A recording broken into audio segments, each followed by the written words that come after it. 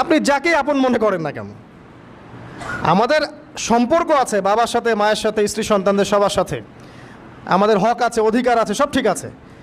বিশ্বাস করেন আল্লাহ ছাড়া আপন বলে আপনার কেউ নাই। এই যে গার্লফ্রেন্ডকে আপন মনে হয়, এরা আপন না। স্ত্রী সন্তানদেরকে খুব আপন মনে হয়, আপনার মৃত্যুর পর 40 দিন সময় লাগবে না সব ভুলে যেতে। পিতামাতা, ভাই বোন সবাইকে আপন মনে হচ্ছে।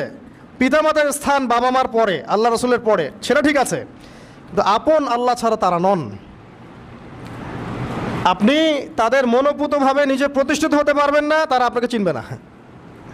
বললো সারাটা জীবন তোর পিছনে এত টাকা ঢাললাম, কি করলি? কিচ্ছু করতে পারলি না।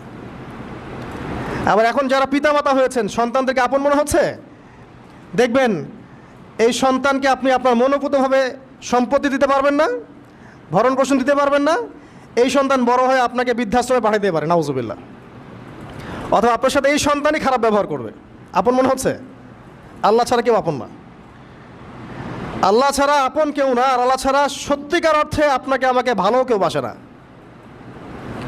শুধু আল্লাহই আপনাকে ভালোবাসেন। এটা আপনারা হারে হারে উপলব্ধি করবেন যত দিন যাবে ইনশাআল্লাহ। তাই শুধু সেই আল্লাহর জন্যেই নিজেকে খালেস করে দেন, আর যার যার